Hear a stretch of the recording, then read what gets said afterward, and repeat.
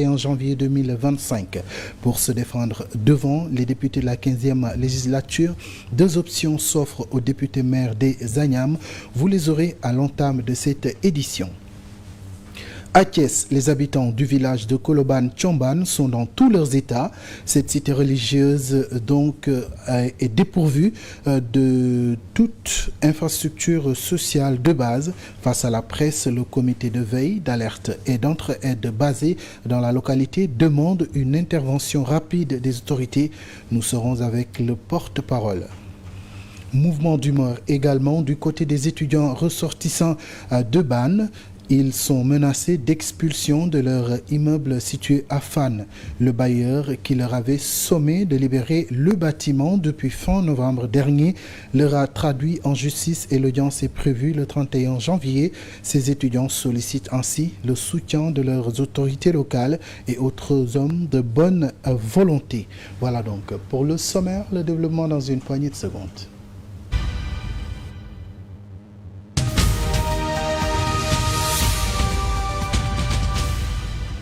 Bonjour et bienvenue à toutes et à tous. Nous démarrons cette édition avec l'affaire Farbangom qui est convoquée donc le mardi 21 janvier pour se défendre devant les députés de la 15e législature. Selon l'Observateur, deux options s'offrent aux mises en cause. Farbangom a la possibilité d'aller répondre à la convocation pour assurer sa propre défense ou désigner un de ses collègues pour le représenter. Pour rappel, le député maire des Agnam est cité dans une affaire de blanchiment de capitaux d'un montant provisoire de plus de 125 milliards de francs CFA, selon le rapport de la cellule nationale de traitement des informations financières CENTIF. La commission ad hoc donc va produire un rapport qui sera examiné lors de la prochaine plénière. Parlons justement de cette commission ad hoc chargée de statuer sur la levée de l'immunité parlementaire du député Farbangom. Elle a été donc ratifiée en plénière hier vendredi. Une résolution adoptée à l'unanimité par les députés présents hier à l'hémicycle, suite donc à une demande officielle du ministre de la Justice. Mamadou Kanté et Pape Ousseinou Ngom ont assisté aux travaux. Mohamed Aïb Dafé, Abdoulaye Tal, Fatou Ba, Djimo Soare, Cheikh Ahmed Tidjan Youm. Ils sont au nombre de 11 députés, composant ainsi la commission ad hoc chargée de statuer sur la demande de levée de l'immunité parlementaire du député Mohamed Ngom, plus connu sous le nom de Farbangom. Au prorata des groupes administrativement constitués et sur leurs propositions selon la répartition suivante. 9 membres pour le groupe parlementaire PASTEF les Patriotes. 1 membre pour le groupe parlementaire Takoualou. 1 membre pour les représentants pour les non-inscrits. L'objectif de cette séance étant bien défini à l'avance, le président de l'Assemblée nationale tient à ce qu'il n'y ait pas de procès avant l'heure. Vous restez juste sur la mise en place de la commission. Nous ne sommes pas encore en plénière. D'accord, c'est ce que je suis en train d'expliquer. Non, nous devons aux Sénégalais qui nous regardent des laissez-moi vous explications. expliquer. Monsieur Diop, Monsieur Diop, écoutez-moi. Sur proposition de la Commission des lois, de la décentralisation, du travail et des droits humains, le projet de résolution passe finalement sans discussion générale. Quels sont ceux qui sont pour?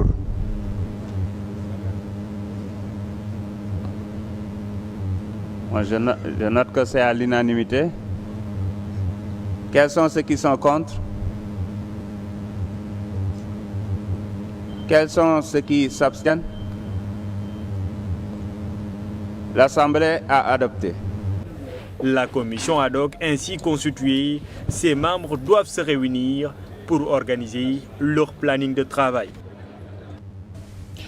Amadou Kanté, les avocats de Farba Ngom ont pris la parole hier lors d'un face-à-face avec les journalistes. Maître Babacar Cissé et ses collègues ont dénoncé ce qu'ils qualifient d'acharnement judiciaire sur leurs clients. Selon eux, s'enrichir n'est pas un délit au Sénégal.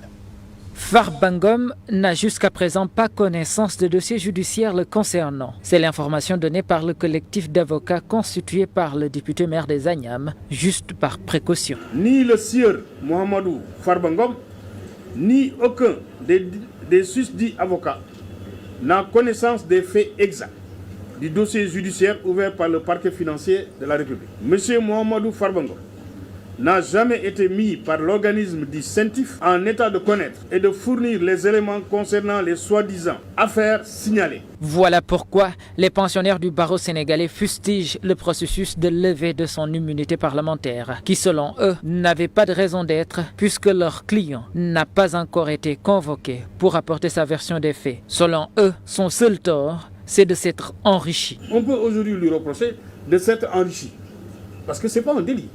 Le code pénal ne punit pas le Sénégalais pour s'être enrichi. Non, c'est-à-dire en fait, donc il a le droit. L'essentiel qu'il prouve de manière indiscutable que l'origine licite de ce qu'il a gagné de toute sa vie. Pour cela, M. Farba Ngom est serein et il va le prouver. Ainsi, ils appellent les autorités judiciaires à respecter tous les droits de leurs clients. Nous appelons simplement à un respect des procédures. Que le parquet financier ne se précipite pas pour aller confier éventuellement le dossier à un juge d'instruction, de requérir le mandat de dépôt, etc., d'envoyer M. Farba Ngom en prison. Selon ses avocats, Farba Ngom, bien que n'ayant pas encore le dossier judiciaire le concernant entre les mains, a pris toutes les dispositions pour se battre devant la justice et garder intact son honneur. Et il reste disponible pour répondre à toute convocation, avec l'assistance, bien entendu, de ses avocats. Ousmane Ba, en attendant, le procureur de la République financier, El Hadj Alioune Abdoulaye Sylla, quant à lui, fait le point sur les différents dossiers qui ont atterri à la table du juge d'instruction. Les magistrats installés récemment ont mis la pédale sur l'accélérateur afin de dépulcher les nombreux dossiers qui les attendaient. À ce jour, 91 dossiers ont été traités avec célérité dans le cadre de la gestion des finances, dont 87 ont été transmis au juge d'instruction selon le magistrat, dont les propos sont repris par le journal LAS. En termes donc de saisie et de cautionnement, le parquet financier avance un montant de 2,5 milliards de francs CFA en plus des moyens roulants saisis et confiés à l'ONRAC, l'Office national de recouvrement des avoirs criminels. Le magistrat a dans le même temps balayé d'un revers de main toute idée de règlement de comptes politiques. Des personnes convoquées qui ont cautionné ont bénéficié d'une liberté provisoire, a-t-il confié dans des propos rapportés par l'AS, le journal. Et puis toujours en politique, les ex-détenus arrêtés en novembre dernier lors de la caravane de la coalition Samsa Kadou à Saint-Louis ont fait face à la presse hier. C'est pour exprimer leur mécontentement suite à ce qu'ils considèrent comme une injustice. Pape Pandagaï nous en dit plus. Ils ont été arrêtés et envoyés en prison durant la campagne électorale. En conférence de presse, ces membres de la caravane de Barthélémy Diaz ont tenu à revenir sur les circonstances de leur arrestation qui le jugent illégale. L'élément de la BIP qui m'a interpellé était en train de jubiler en disant à ses collègues que je suis un TikToker de bar. Ils nous ont allongés sur la chausse 1h à 4h du matin. C'est à ce moment qu'ils nous ont embarqués dans les véhicules. Ils m'ont montré des vidéos de moi et m'ont insulté. Ils ont aussi battu plusieurs membres de la sécurité. Ces jeunes déclarent donc avoir été accusés injustement et traînés en prison. C'est pourquoi ils dénoncent un abus de pouvoir et des actes de torture à leur encontre.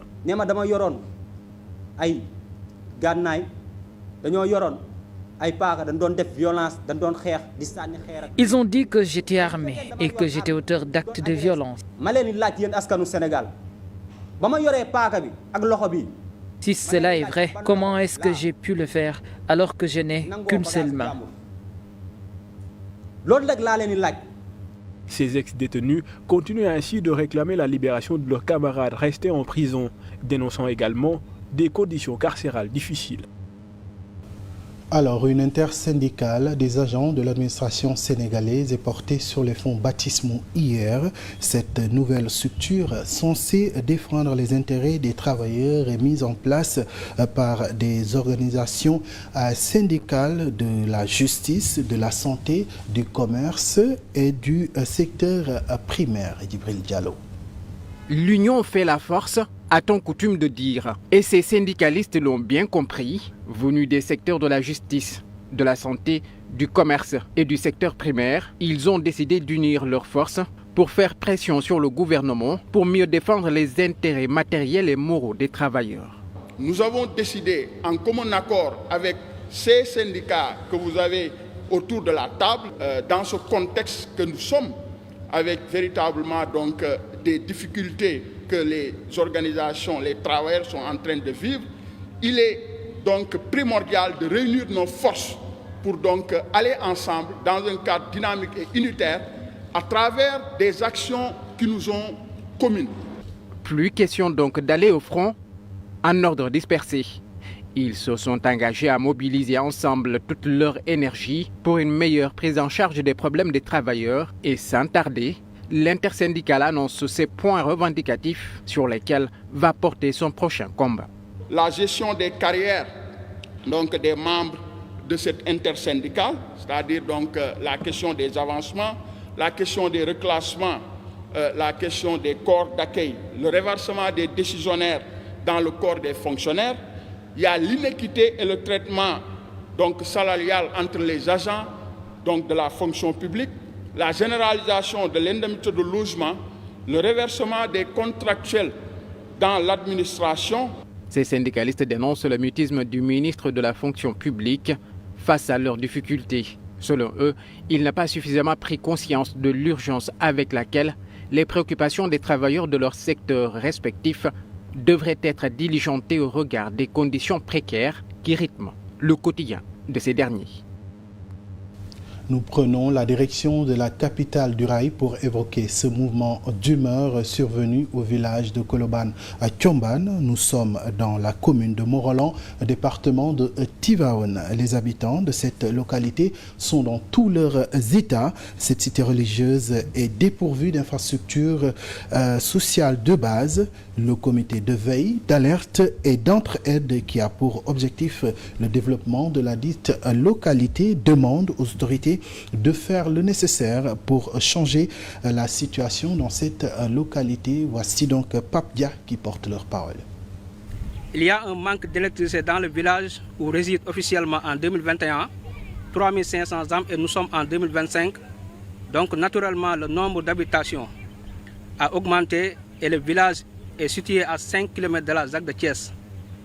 Parmi les 18 villages que compte la commune de Morolan, seuls Colobane, Thiomban et Tchourouk sont les deux villages à souffrir d'un manque notoire d'électricité entraînant ainsi une insécurité totale, des vols fréquents et des agressions multiples. Nous voudrions porter à la connaissance de l'opinion nationale et internationale que le village de Colobane, Thiomban est privé de son droit le plus absolu. Oui, nous parlons de droit au vrai sens du terme parce que nous savons tous que l'accès à l'eau potable est un droit de l'homme et ce liquide précieux est une denrée rare ici à Colobane Thiomban. Ainsi, la rareté de l'eau va à son tour entraîner une insalubrité dans le village. Notre route bitumée, qu'elle soit goudronnée. En effet, cela nous cause énormément de problèmes. D'abord, il existe des nids de poules à en finir dans la route qui causent beaucoup de désagréments, surtout avec l'évacuation de nos femmes enceintes.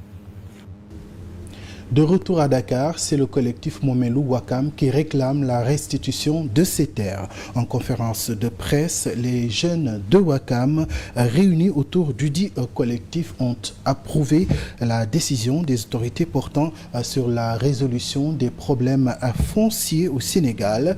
Malamine Semben est l'un des porte-parole du jour. Le collectif tient à féliciter le président Bassirou Diomaye Diakhar Faye ainsi que son premier ministre Ousmane Sonko, qui ont su prendre des décisions courageuses, marquant un pas important vers la résolution définitive des problèmes du foncier. Cependant, nous rappelons que d'autres dossiers, également mentionnés dans des décrets et concernant la circonscription de Ouakam, demeurent toujours non résolus. Il s'agit notamment des cas relatifs au site du BOA, à l'ancienne piste, au site du terme site extension et au camp Mamel. Le collectif Momel Wakam invite toute la population de Wakam à poursuivre les efforts déjà consentis pour défendre notre patrimoine. La détermination et l'engagement qui nous animent depuis toujours nous permettront ensemble d'atteindre nos objectifs. Le collectif rappelle et rassure la population wakamoise qu'il fera montre d'une loyauté à l'égard de la population wakamoise. Et nous vous l'annoncions dans les titres, les étudiants ressortissants de Mban ne dorment plus les poings fermés. Ne dorment plus à poings fermés, autant pour moi. Alors, ils sont menacés d'expulsion de leur immeuble situé à Fann.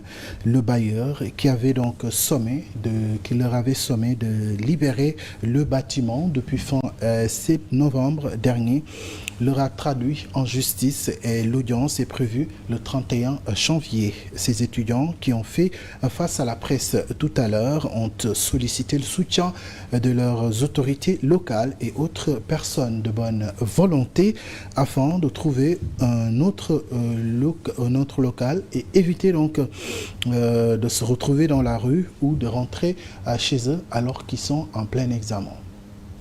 Il y a un manque d'électricité dans le village où réside officiellement en 2021 3500 âmes et nous sommes en 2025.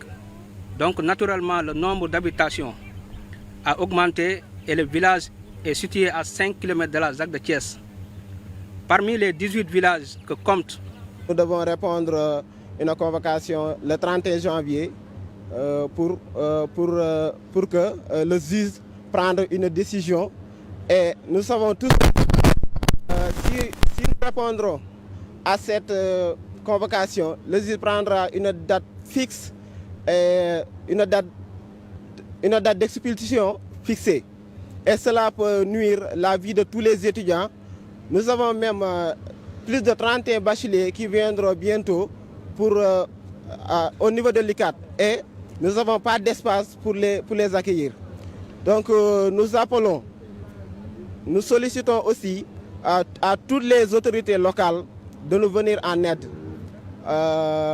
Plus particulièrement notre maire, M. Dembel Dembara Sow, Madame la ministre, Madame Yassine Fall, et ainsi que les entreprises qui sont implantées au niveau de la commune. Alors,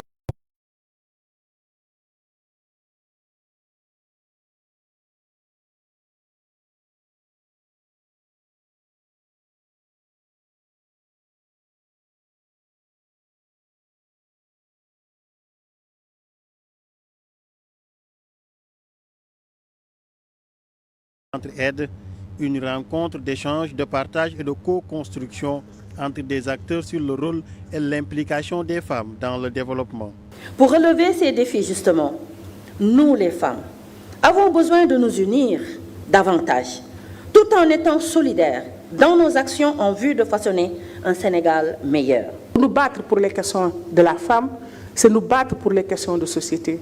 C'est pourquoi, Madame la ministre, je vous le dis en privé et je vous le dis publiquement, il faut que votre gouvernement fasse des efforts pour davantage de femmes dans les représentations aux postes politiques. Promotion d'un développement économique et durable, une société juste et prospère, relever les défis, renforcer l'employabilité des filles et femmes, la promotion et l'égalité de genre, autant de questions. Je ne doute point que vos analyses et recommandations déboucheront sur des propositions concrètes et stratégies efficaces en vue d'apporter des réponses durables au phénomène de la violence qui inhibe non seulement le potentiel des femmes et des filles, mais aussi constitue un frein à leur épanouissement. Ce qui est important, c'est la foi que les gens ont par rapport au futur et par rapport à l'avenir. Or, cet avenir ne pourra pas se construire sans les femmes dans ce pays. Le nouveau référentiel de politique publique Sénégal 2050 accorde une place importante aux femmes et aux jeunes, déclare le ministre. L'artiste engagé Coumba Gawlo Seck a pris part à cette rencontre. Lors de sa prise de parole, l'ambassadrice de bonne volonté a demandé aux autorités de renforcer l'implication des femmes dans les sphères décisionnelles pour favoriser une égalité réelle et durable. Je vous propose de voir sa réaction. Elle mérite d'avoir plus de postes dans dans notre société, dans les entreprises de manière générale, mais elles occupent déjà une place de choix dans l'administration, dans notre société de manière générale, du fait de leur dynamisme, de leur engagement, de leur volontarisme, mais aussi de leur niveau dans tous les domaines. Un pays doit sanctionner de tels actes et je pense qu'aujourd'hui, si nous voulons définitivement nous séparer de ces actes de barbarie, il va falloir sanctionner ces acteurs. Coumba Gawlo Seck à l'instant et nous en sommes donc à la toute dernière partie de cette édition, la revue de la presse du jour, et c'est l'affaire de Ndeye Fatou Wade.